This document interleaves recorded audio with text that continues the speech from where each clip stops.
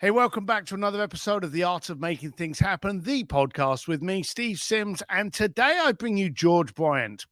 He is a weird, dysfunctional, creative fella and had a multi-million-dollar business, which he shut down because he realized it wasn't him.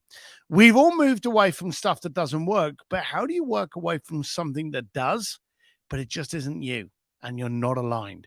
I love his view on transparency, focus on you as a benefit. This is going to be a two-part podcast because we're going to be doing a second one on the business, but you can't do good business without getting your mind straight. Listen to how he went through what he went through and how it can help you. Enjoy the podcast. Hey, George, welcome to the show. I feel like I should be able to digitally hand you some whiskey, but I haven't figured out that technology yet. So I'm stoked to be here, man. Do you know the funny thing is, I think you'd find a way sooner or later if I'm going to put my money on someone. So you're a hard cat to explain. You do fantastic masterminds. I know I've spoken at one of them, but I got to meet a crowd that were really engagingly supportive of each other. So great masterminds. You're an author. You've got a great podcast. Again, I know I've been on it. It's a wonderful podcast. But you're really heavily focused on one of the highest paid coaches, consultants in relationships. Yep. And you're quite blunt and rough around the edge like moi, but you have an exceptional talent for understanding the necessity and ability to communicate. Why are you so good at it, and why is everyone else so shit? I love this. And I love that we're brethren and cut from the same cloth. I mean, the shorter answer is I'm good at it because I used to be fucking horrible at it. And I did it all wrong, nice. Right? Like, you know, I remember you sharing your story and your upbringing. And I feel like, by the way, we are kindred spirits. And everyone's like, so, you know, Steve, how would you explain what he does? I'm like, well, do you have an hour? Because I'm going to give you the list, right? You know, I think at a very early age, I mean, I grew up in a pretty tumultuous childhood in life. And one of the things that I always wanted was connection, but I didn't know how to get it. And I was physically abused, sexually abused, mentally abused. I was homeless at like 13. And then I did what any sound human would do. I joined the Marine Corps and I was like, this will fix my problems. Except they turned all that pain into, let's make you a killing machine. And so, you know, I always had this craving for human connection, but I didn't realize how I showed up in the world was doing the exact opposite of what I wanted. I was talking over people. I would gaslight people. I'd be rude. I'd be disconnected. And I had a personal development coach probably 15 years ago told me to stand up and look at the trail of dead bodies behind me. And it kind of hurt. And I realized I'd already made millions of dollars. I'd been an entrepreneur. But when I really like sat down and looked at my life, I didn't have anybody close to me. Nobody. Like everyone had an edge. Like I had an agenda, something like that. And it took a lot of work. But I realized that what I wanted to create in the world, which was connection and people, wasn't happening. And it's because I was trying to hide from my own work. And I didn't want to do it. I was hiding in entrepreneurship. I was hiding in business. And so about 6 years ago, I made a crazy decision. And I was running a multi-7-figure company. I had about 1 million followers on social media. And I said, this isn't the life I want. And I deleted it all. I gave the company away as a Christmas present in 24 hours. Deleted social media, changed my phone number, changed my email. And I met you about 2 years into that game. And I disappeared off the internet. And I started focusing on what really mattered. And I realized that even in all the trauma and all the stuff I was showing up with, that people still felt safe in my space, but I wasn't doing my work. And so I was able to really focus on what mattered. And my wife looked at me one day and she said, hey, it's been a fun break from the internet, but I can't listen to you talk anymore. You're kind of healed, but like you need to go back on the internet. You need an outlet because I can't listen to this shit anymore. And so I made the decision when I come back, I'm going to put what I care about at the forefront of everything I do, which is people. And I think in the world that we live in, and you're the master of relationships as well, I think that people forget that on the other side of the computer and the credit card is a human being making a decision. And I started to look at marketing and business in this different lens. And I would ask myself, like, would I be okay if my mother went through this, or my grandmother got this ad, or had this experience, and it really changed the lens. And I used entrepreneurship as a tool to help heal myself, to really like focus on what matters and build a world that I love. And I love people, I love what I do, but I don't want to have to take a vacation from it. And at the end of the day, I feel like if we find the humanity in people and we prioritize that over everything, that it somehow has a positive benefit no matter which way we slice it. And I hate losing with a passion. And I realized that I can't lose the game if I put people first. And that kind of became the forefront in the ethos of everything I did.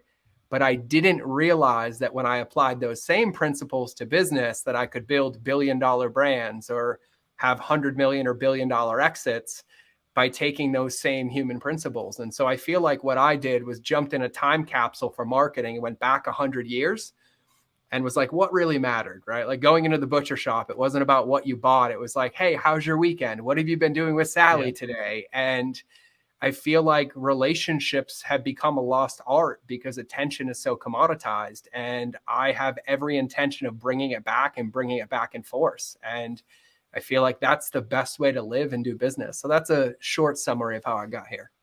I do remember meeting you, and you were perfectly accurate that we got to know each other when you had kind of like turned yourself off. Yeah. Because like with all of us, we try to meet somebody, and then the first thing we do is we have a chat with them, we're introduced to them, we meet them, and then we go out for that validation by Googling them, and you weren't there. Nope, and I wasn't there. It was all like, well, he did this those years ago, but what did he do last week? Because we can go on the internet today. We can find out what you had for breakfast, you know, because someone somewhere has posted what they had for breakfast. So, you know, you can find that shit out. But to have no knowledge of you for like 2 years, I was like, yeah. But there was this warmth. And the weird thing was you weren't asking for anything. And you saying about you had an agenda. There was nothing that benefited you out of our relationship. And I remember when I came to your event and you asked me to speak at your event to your people for their benefit, for their growth. And it was give. And I was like, this is weird because today in this world, and this is fucked up, in this world, that stands out. That should be the norm, you know? But it's not. The norm is that people are like, yeah, I want you to be here because I want you to promote my line of hair products or some bullshit like that. But you were never like that. And now you run these masterminds, and they're not the most, well, they don't have to be heavily publicized because you've already got quite a cult following. But you went from kind of like turn off to back to live events, get in front of people, shake them up. And the way you do these masterminds, you're very interactive, you're very personable with people. Why do you think that's so vital? And why do you think it's so vital today? Yeah, man. It was it's an amazing question, and it's got so much power. And you know, I think the internet's incredible. I think Zoom's incredible. I think connection's incredible. But I realized in my time off that I had spent the first half of my entrepreneurial career developing skills and tools to put in my toolbox, but I never worked on the most important one, which was myself. And in my opinion, an entrepreneur's greatest tool is themselves. It's the one that we neglect the most, though. And what I understand is that strategies and tactics and businesses, they're going to come and go. They're going to change with time.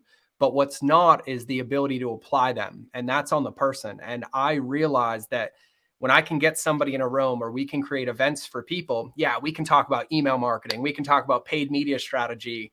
But more importantly, I don't want it to become shelf help or mental masturbation. I want you to leave with confidence and know that, yes, this might work today, but when it stops working, I don't want you to feel lost and disconnected. I want you to be like, oh, I can try something else. And it took me years to realize that, you know, the greatest gift an entrepreneur has is resiliency, right? Like for every one win that you see, I have 99 failures. I just don't see them as failures. I'm like, oh, didn't work. Let's go again. Oh, didn't work. Let's go again. And I feel like that's really easy to get lost in. I mean, like you see all this stuff online, like you go on the internet and all you're met with is how I'm not good enough and I'm not doing it right. And there's 800 other ways to do it. And it's this never ending cesspool. And all it does is create stagnation. And at the end of the day, I realized that, you know, my job isn't to have the answers. It's not to be the guy. It's to be the catalyst for somebody's change. And when we get people in a room and we get them to go from giving feedback to each other, to playing rock, paper, scissors, to laughing and joking, what they're doing is they're unlocking the most powerful parts of themselves, which is the entrepreneur itself. Like, you don't build $100 million business by not believing that it's possible. But the world that we live in, it's constant. I mean, you go to some conferences and I sit there and I'm like, okay, in the first 5 minutes, I've been pitched 64 times and I don't even know why I'm here yet. Like, what are we doing? And I just feel like, you know, in the world of business, I think the most powerful reminder that we can have is that there's human beings on the other side of all of this. Like, you are a perfect example. Like, the things that you have managed to do have only come as a byproduct of a relationship. By buying the security guard at Buckingham Palace, like his favorite bottle of whiskey, and then calling in a favor to go to the Vatican. And like, all of it's based on people. And I think it's really, really easy to get lost and not realize that there's people on the other side. But you said it earlier. I'm shocked to this day that I get paid the amount of money I get paid to remind people about humanity. Like, it shouldn't be abnormal. It should be normal. And when I think about entrepreneurs, like, no matter which way we slice it, things are going to break, markets are going to change, products are going to fail, lawsuits are coming, bankruptcies are going to come, ads aren't going to work.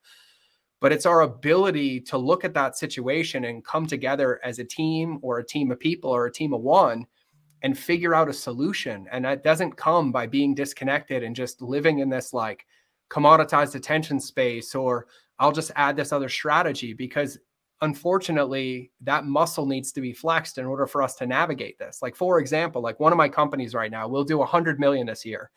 And about 4 weeks ago, I got hit with a lawsuit out of left field, and it's costing me $75,000 a week in attorney's fees. And when that happened, my butthole puckered up tighter than it's ever been. Like, it didn't even get that tight in combat. Like, Afghanistan, easy. Somalia, easy. This, I was like, and the whole team like went into meltdown. And I was like, listen, nothing is going to change in this moment. Nothing we do in the next 5 hours, 10 hours is going to mitigate this. We're just going to make it worse. Let's go play ping pong and let's go out on the boat and go surfing. And we literally stopped what we were doing and we started having fun and playing. And then we worked on coming back together and like, what's the plan? And I feel like the art of relationship, or the art of humanity, has been missing.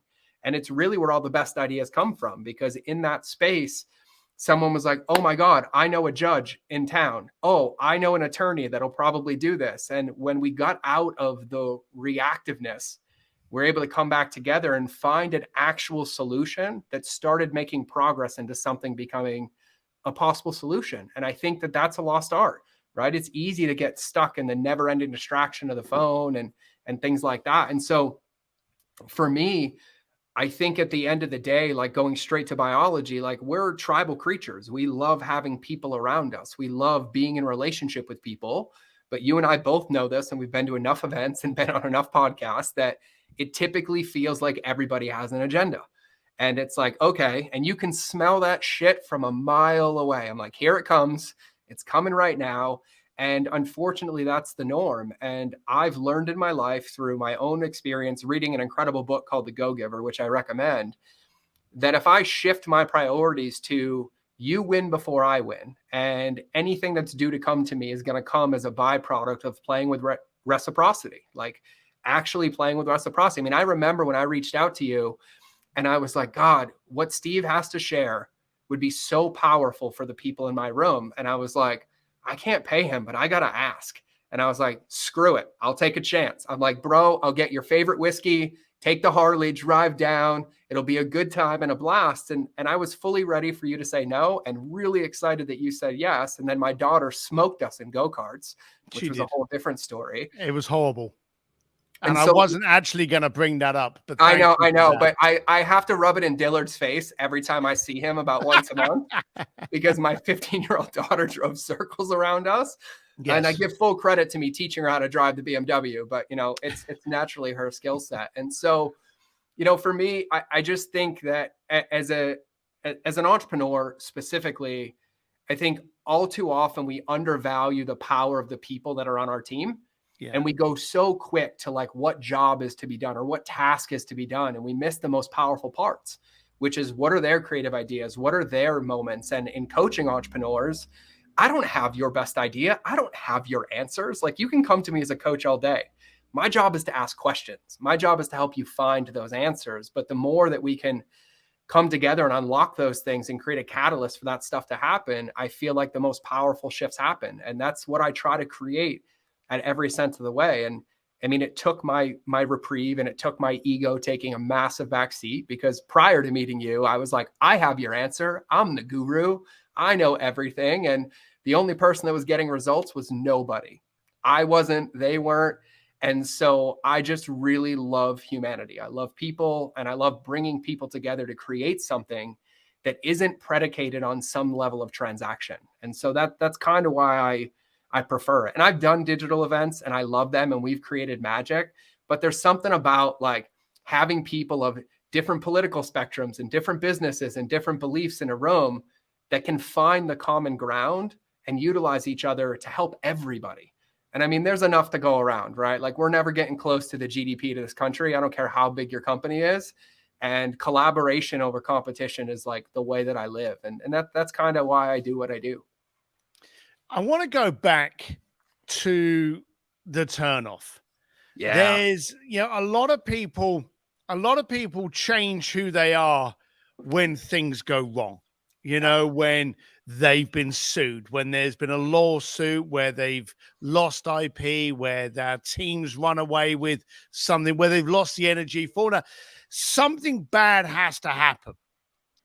But there's a real danger when you're very successful, but it's just not you. Yeah. And that's a much tougher beast. Yeah. I've had it, and you've had it. And I want to talk about that moment. You had a highly successful beast. Yeah. That you were trying to hold on to, and you were riding, and you were in control of, but not as much as it was in control of you. What went through your mind for you to go, hang on a minute, I know I'm making a lot of money. I know this is success. I know in everyone else's parameter and tick box, this is working, but it ain't. Yeah. Yeah. How did you have that conversation? Probably one of the hardest decisions I've ever made in my life. Like, I'm not going to sugarcoat it, because on paper I had everything, right? I was at the peak of my career, New York Times bestselling author for 22 weeks. I had a #1 app in the world. Everything was great, but that's what everybody saw. On the other side, my wife was 4 months pregnant and ready to leave me. I was taking copious amounts of antidepressants. I'd attempted to take my life about 2 years prior. I couldn't sleep. I couldn't stand to be alone. Like, I was so appalled at like even being in a relationship with myself. Like, I had to hide everywhere, and social media was the best hiding place ever, because at any moment I could get validation from a million people. Oh, look how great my day is, or I'm kind of sad today. But I realized without that entire world, I didn't exist. And my catalyst wasn't business. It wasn't the money. All of that was there, but I felt like I was living in a reality, because I would wake up every day and I couldn't stand the life that I had. I couldn't stand how I felt and what I was doing. And quite frankly, those closest to me were suffering. And it wasn't on the verge of like, oh, everything's great, as I tried to ride that Titanic and keep that thing afloat for as long as possible. But the longer I rode it, the more evidence about everything that mattered to me was crumbling. I didn't know how to exist by myself. I was constantly with anxiety. My wife couldn't, quite frankly, stand to be around me. My kids felt disconnected and cold around me, and I didn't know what to do. So I flew to Costa Rica and I went and sat in the jungle in silence for 7 days. And it was a very, very hard time. I went and did breath work. I went and did everything. And I asked a shaman for advice. And just like every wise shaman you would ever ask, he didn't have any advice for me. He just had really hard questions that I didn't want to answer. And they were very, very challenging. And I had spent 33 years of my life in survival. And it went from childhood to combat to then PTSD and living with the demons of, witnessing life being taken and taken life and all of those parts. And he looked me dead in the eye and he's like, well, of course you're lost. You have no clue about what you want. None whatsoever. And he's like, I just want you to write this question on a piece of paper. And he's like, what's your mission? And I left his office and I sat for 2 days with a pen and paper in my hand, and I had no flippant answer, nothing. I was like, And then one morning it hit me, and this is going to sound cheesy, but all I wrote was to stand with structure in the face of resistance to create possibility. And the moment I wrote that, I was like, I got to give away this company. I just have to give it away. It's not mine. I can't sell it. I didn't feel right monetizing it, even though it was a multi-7-figure business. It felt like it was a part of my healing. And so I called my wife, and she's like, you're nuts. And it did not help the situation at all, because I was like, I'm going to take all this money and I'm going to get rid of it. Well, you're 8 months pregnant and you're already unhappy with me. And a few of my business mentors were like, what are you doing? You're committing suicide. Like, what are you doing? And my answer to all of them was, this is the first decision I've ever made in my life wholeheartedly for myself, not because of what you think or what they think. So I called Josh Trent and I was like, hey man, I have a crazy proposition for you. He's like, what? I'm like, can I give you my company in the next 24 hours and I walk away and I never talk about it again? And he's like, you are nuts, but sure. And we got on a call, team transferred everything, and I deleted all of it. And the next 2 years were some of the most formative years of my life. They were hard. It was dark because I didn't have this thing and I knew I couldn't go recreate the same thing. And so I did the only thing I knew how to do, is I asked for help. And any friend who came into my space, I'm like, I need help. I need help. I need help. And then our dear friend, Jim Quick, happened to be one of those incredible people. Sean Stevenson called me and he's like, hey man, we're getting together at Jim's house. You should come up and hang out with us. And I was like, sure. And I'll never forget this. There's like 20 people in the room. Aubrey's there, Tucker's there, Cynthia Pasquale's there, Michael Fishman's there. I mean, you name it, they were in the room, and everybody's doing their intros and they're like, oh, my business is great and everything's awesome and I'm so great. And they get to me and I'm like, my wife's 8 months pregnant. We're about a month away from bankruptcy. I'm depressed. I'm miserable. And I have no idea what the hell I'm going to do. And nobody even like responded. They just went on like nothing happened.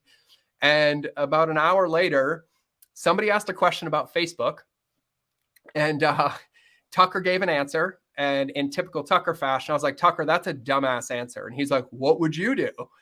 And I got up on a whiteboard and I mapped it out. And they're like, wait, say that again. And I ended up teaching like this 45-minute class about what I did. No expectation of anything. And I just sat back down in my seat. Well, at the end of that event, of the 20-ish people in that room, about 15 of them offered to hire me. And they're like, we want you to teach this to us. And I didn't even know what consulting was. I didn't know that you could get paid for information. I was just fully authentic and really honest about how I was feeling and what was going on. And 2 people in the room, I doubled their business in a week.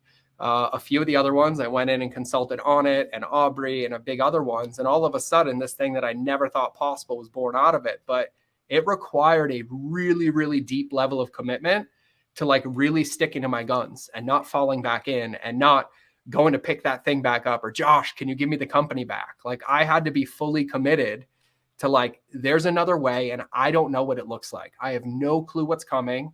And it's not my job to. I can only shrink my world and control what I can control. And I just made this like pact with myself that I was just going to be honest or blunt about everything. Like, if you walk up to me in the street, like, oh, how's your morning? I will be the first one to tell you it's like dog shit. I'm like, oh no, my kid threw up on me this morning. My wife is mad at me. I'm like a C- husband today, but I'm glad to be alive. Like, it just became this way that I started living, and it helped me navigate that. And quite frankly, it's one of the greatest blessings ever. But I had to really trust myself and knowing that something didn't feel right. And I gave it time. I gave it plenty of time, but something needed to change. And money was not worth sacrificing everything that I truly cared about, which was my family and my friends. And that's what was happening. And I had to figure out a way to do it. And I realized that there was not another chapter in that book, for lack of better terms. I needed to write the conclusion and start writing a new one. And, you know, it looks different for everybody, but for me, you know, given everything I'd been through in my life, and the suicide attempts and the depression and the abuse and almost losing my legs and getting blown up and all that, that was easy. Like, that was easy. I would go back in a heartbeat and be like, oh, I'll take an IED again. I'll take a bullet through the hand again. Like, I'll do all of that again. But probably one of the greatest things I did was learn how to trust myself and be willing to, for lack of better terms, like hit the reset button and really align myself to what mattered. And it turned out to be one of the greatest things I've ever done. That amazing wife of mine is still my wife. We're just better than we've ever been. I have an incredible son who came out of my wife's belly and didn't fall into bankruptcy. And then now I own 8 companies, and I'll do 100 million in one and 20 million in another. And, but it was my willingness to just fully surrender and say, something's not right. Like, something is not right. And even if I don't know what it's going to look like, I have to give myself the chance to make it a reality. And of course, I was blessed to meet some incredible friends like you, and Jeff Spencer was a big part of this, and Jim was a big part of it. And I had this incredible group of people who just loved me for me, not because of what I had done or whether I had millions or I had nothing. Like, they just accepted me, and I was able to have those relationships and start working towards it. But yeah, it was, people still to this day, my wife included, tell me I'm nuts. They're like, I still can't believe that you did that. Well, you are, but that's a good thing. I think Yeah, all entrepreneurs are. Yeah. So I don't want to wait until the end of the podcast to find out, how was the best way for people to follow you, get in your circle? Yeah. So what you'll find out about me really quickly is my favorite color is pink. And so I just had a graphic designer vomit pink all over my new website, and I'm really proud of it. It is like about as pink as they go. But the best place is my website. It's mindofgeorge.com. My podcast is there. My customer journey training is there. And about 99.9% of everything I have, I give away for free. I genuinely believe in that game. And so that's the best place to find me. Or you have my wife's permission to slide into my DMs on Instagram if you have a question or if I can help you in any way. That's linked on my website as well. But it's mindofgeorge.com. Mindofgeorge.com. Good. All right. That'll be in the show notes, but I'm glad everyone got that out. How hard is it in a world where we're trying to trip people up and catch people out? Because we're in a, I've been talking about this on the whole, book tour that I'm doing. This cancel culture and this gotcha society, we want to point and jeer and laugh before we support. Mm-hmm. How hard is it for you to actually continue to focus to answer a question honestly? Yeah. Yeah. It's not as hard as it used to be. I practice it a lot. And I realized that like true freedom comes from living with true integrity. And, luckily it's a muscle where I realize that if I'm going to get canceled, I'm just going to cancel myself. And I've already done it too, right? Like, here's the best part. Everyone's like, well, I'm like, I already deleted 1 million followers. Like, what are you going to do to me? Right? Like, I'm good. Like, this is who I am. This is what I believe in. And at the end of the day, all I ask myself is a few simple questions, right? Like, when I put my head on the pillow, I'm like, did I show up in integrity today? If I can answer that, I'm like, yep. And then I always ask myself one question. I said, did I do something today to ensure that I didn't make more money or that people didn't show up to my funeral, but that people are going to be there to support my family after I'm gone for a long period of time? And those are the 2 ways that I measure myself every single day. I check in with myself and I'm like, was I honest today? And if I'm not, I'm the first one to clean it up. I mean, my podcast is like a confessional most of the time, intermixed with business lessons. I'm like, oh, let me be honest with you. I did this today and I lied about this and I took the easy way and I watched YouTube for 7 hours when I told you to be productive, right? And I have a barometer of self-awareness of like, I'm not failing, I'm growing, but it's not perfect. It's about making progress every day. And so for me, it's just a whole lot easier to live in my truth and try to remember all these lies or stories or positions or not saying that or not sharing that. And that world felt like a prison to me. And luckily, I feel like I got ahead of cancel culture by canceling myself. And once I went through that, I was just kind of really relatively easy to live here. And I think that regardless of political affiliation or your beliefs about COVID or whatever the case is, that underneath all of that, there's deeper levels of connection. And I think everybody gets too busy fighting about the wrapping paper and they don't find the connection in the middle. And I find that if you're willing to be deep, that it invites other people to depth. And that's what leadership is for me, right? And so when I'm on social media, when I'm sharing, when I'm speaking, I mean, my team says I'm the most valuable liability they've ever had. That's how most of my business partners refer to me. They're like, you are the most valuable liability we have. They're like, we have to be careful about bringing you in a meeting, but we want you in the meeting and we're afraid what you're going to say. And I'm like, yeah, well, that's just kind of which way you slice it. And, whether it's going back from reading Viktor Frankl or studying a lot of those greats, for me, at the end of the day, I understand that social media isn't real life, right? Like at the end of the day, my family is my family. My friends are my friends. My business is my business. And I feel pretty uncancelable with that because you could delete social media. You could take my whole business away, but I still have my wife and my kids. I still have my friends. And I always try to find people in people. Like, I don't care if you're a Democrat or a Republican, an independent, a constitutionalist, or one other one I don't even know about. I don't know what I am. I don't care what you are, and I don't care what I am. If we can sit down, have a cup of coffee, split some whiskey, I'm sure we can find some common ground. And I try to take that approach and apply that everywhere. In business meetings, like you and I are the same, right? Like you'll never, and I know you put on suits. I don't own one. I don't even own pants. I refuse to wear them. I don't think they're comfortable. I live in Montana. I don't wear pants. And I'll walk into the boardroom of a $7 billion company and they're like, what are you doing? I'm like, I'm here to work. And they're like, in that? I'm like, in that. This is my uniform. Hoodies, shorts, boots. Let's call it a day.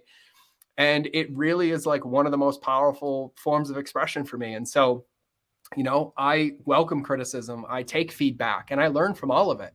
And yeah, I've had loose lips and I've potentially sunk a couple of ships. And when someone's like, you shouldn't have said that, I'm like, wow, can you help educate me as to why?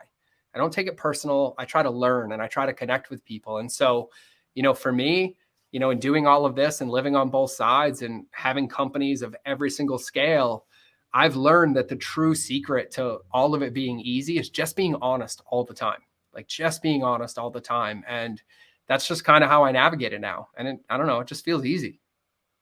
Now, for a lot of people, it's not, I okay? know. And it's got easier for you because you've been able to train yourself. And we don't have much longer left. And this is very inspiring. So for a start, I'm going to tell you there's going to be a part 2 with me and you. Let's do it. But what could those people out there go, my God, it's so refreshing for him, but hey, that's him, you know? What tactics or techniques could you give them to actually start on this journey of pure honesty and transparency? Yeah, man, I love this question. And I get asked this one a ton, and it's my favorite one to answer. And the way that I look at it is that integrity is a muscle. And unfortunately, we live in a world where nobody else supports us flexing it, right? They're like, oh, don't say that. Don't tell them. Don't be there. Don't do that. But what I like to do is I like to look at my life, right? And I realize that my life is about finding parts of it that are out of integrity and then working to put them back into integrity, right? Like it happens all the time. Hey, baby, I'll do that. 3 days later, I'm like, she's like, you're sleeping on the couch. I'm like, oh shit, I forgot something on the honey-do list. And I have 2 options in that moment. I can be like, oh, well, this happened, or you didn't tell me, or I can just own it. And I'm like, you're right, babe. I totally forgot. I didn't prioritize it. I'll do it right now. Right. And what I like to look at is I audit my day, I audit my life, and I start to practice the spots where I'm out of integrity. And it's about crawling before I walk and walking before I run. And so whether it's, oh, I'm really upset at that employee and I haven't said anything. Well, don't make them wrong. Don't gaslight them. Get honest. Get on a call. Connect with them and be like, hey, I got to be honest with you. I got some stuff coming up and I want to find a medium ground. But passivity doesn't create a result, right? Like leadership and success is an active choice. That's good. And it requires that we lead that way. And what I try to tell people, the way I bucket it down is really, really simple. Number one is if something feels off to me and I have a charge in my body, right? Like if I'm upset, if I'm angry, if I'm like I'm up, it's not time for me to share yet because I haven't fully processed it. And all I'm going to do is end up gaslighting somebody or getting emotional and making it worse. And so number one is I kind of rate what's going on. I'm like, oh, I got to talk to that person or I got to make that phone call. And if I'm not calm and clear, I won't have it. And so what I'll do is I'll go sit with myself. There's an incredible book from Michael Easter called The Comfort Crisis, one of my favorite reads ever. And it talks about the Japanese term of misogi, but really spending time with yourself and allowing yourself to integrate and process. And so if I find places that are out of integrity for me, I will check in with myself and be like, okay, can I see this without the emotion, without the agenda, without the, you did this and I said this, and I try to find the common ground. And if I can find that common ground and then I can find it without getting upset, then I'm like, okay, cool. What's the best way to resolve this, right? And sometimes it's a conversation, sometimes it's a text message, sometimes it's a handwritten letter. But when I have those conversations, it starts with like, hey, I realize that I haven't done this and this is how I am feeling. And I'd like to talk about it. And I start cleaning things up, right? I've been through a lot of 12-step programs as a recovering addict. And the making amends part is probably one of the most powerful parts that exists. And I ask myself, if I make this amend, if I have this conversation, if I show up integrously, is it going to help, like improve upon the silence, or is it going to cause more damage? And if it's going to cause more damage, I won't do it. But if it's going to make things better, I do it. And so for the big ones, that's how I operate. For the little ones, this is going to sound really, really silly, but it's the littlest things ever. Like, for example, for the men listening to this, I can probably bet that once in the last week, you've peed in a toilet, you've gotten pee on the toilet seat, and you haven't cleaned it up. And you walked away and you're like, I'll get it next time. Somebody else will clean it up, right? It happens, right? And so it's the little things in my life. And I'm like, oh, it's my office. I peed on the toilet seat and I walk out. I'm like, I just did it again. Go back, clean it up, throw it in the toilet, right? And it's practicing it everywhere it comes up. And it's like, if your wife says like, hey, baby, how's your day? Maybe don't bomb her, but rather like, oh, great. Be like, well, you know, I had a really tough day, but I'm not ready to talk about it yet. But I'd love if we could talk about it in a couple hours, right? Or if you have a call with a team, and I feel like it's just a muscle that just requires flexing. And, you know, when you're with your friends, when you're with your team, right? Like my team, we get on calls every day and they're like, how are you today? I wish every day was roses and roses and rainbows. It's not. I'm like, well, I got into a car accident 4 days ago. I'm a little sad. I'm feeling a little off today. I don't need any of you to do anything, but I just had to be honest. And then what happens? They're like, oh, well, this happened and this happened. And all of a sudden we have this like integrous connection. And then everybody gets to work through it together. And so I feel like it's just the simple areas of our life that we get to practice it that make the biggest impact on what we're doing. And if I go for a walk for 5 minutes a day, I'm naturally going to get stronger. I'm going to lose weight. I'm going to have more energy. Well, if I then start walking 20 minutes a day, I'm going to expedite those results. If I walk an hour a day, I'm going to drastically expedite those results. And with integrity, it's the same thing. And I don't think that like there's any such thing as like I'm perfectly in harmony and everything's great. There's so much going on in our lives. I forget things as a dad. I forget things as a boss. I forget things as a friend all the time. But it's how I react or respond to those that make them powerful. And I'm no different than being like, hey, Steve, we haven't talked in a while, man. Can I come on your podcast? You're like, why? I'm like, I just want to talk and catch up. And like, yeah, no agenda, right? And it's just constantly finding the courage to be deathly honest with what's really going on and not sugarcoat it. And so it's really just a matter of simple steps every single day. Every single day. I have some morning routines and things that I do like that, but in essence, that's what I practice. I practice it all the time as much as possible. And there is a direct correlation to the success that I have in my life based on how actively I practice it. And when I don't, I can tell because things get hard. My team's not communicating. Results aren't coming. Revenue's not coming. And I'm like, oh, this isn't on them. This is on me. I shifted. I got lazy. I got complacent. And now I need to lead again. And so for me, it's like find the areas that you're unhappy with, right? If you're unhappy with your fitness, that's between you and you. But beating yourself up isn't going to make it better. Watching 65 YouTube videos isn't going to put you in shape, right? You're like, oh, you know what? I'm going to take 10 minutes and I'm just going to go for a walk. I'm going to go do 30 push-ups. I'm going to celebrate it. And then I'm going to move on to my day. And I feel like as humans, as entrepreneurs, as business owners, as leaders, that's the opportunity that we have every day. We have a world around us that is completely a byproduct of how we show up. And we can find these little pockets where you're like, you know what? I can't make $1 million tomorrow. Maybe you can. But what I can do is I can do 3 things today that will get me closer to that $1 million. I can do 2 things today that get me more connected to my wife than I was yesterday. I can send 1 message to each team member today that makes them feel seen and more inspired by how I show up today. And I think it's really breaking it down into those little chunks that have the biggest impact. You make it sound easy.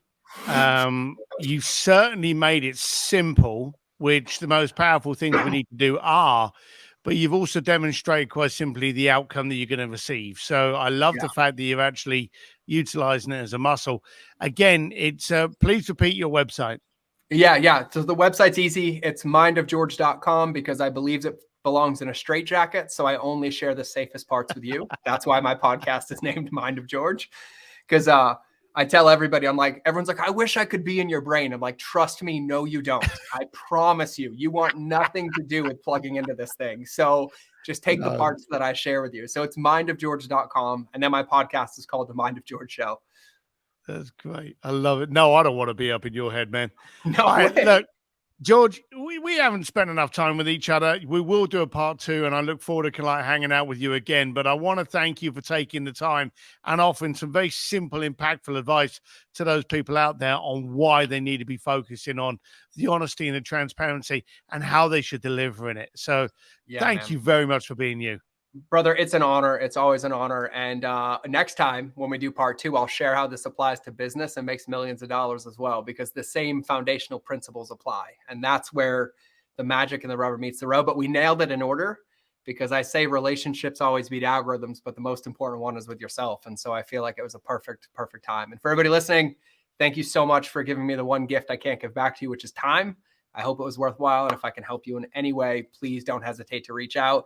Just don't send me any crazy things in my DMs, but anything acceptable works, because I'll just blast you publicly if you send me something inappropriate. Good. I do the same there. Yeah. All right, George, look after yourself. Thanks for being you, and we'll chat soon on a step 2. Thanks, brother. Cheers. Hey, I hope you liked that episode of the Art of Making Things Happen podcast. And remember, these are done for you. If you like them, subscribe, share them around. But if you don't like them, send me an email to ask@stevedsims.com, and you can tell me what I need to do to make this the most dynamic podcast you listen to. Anyway, make sure whatever you learned from the last podcast, you actually do something with. Without action, it's just a bunch of people blowing air. Have a good time. Until next time. Bye.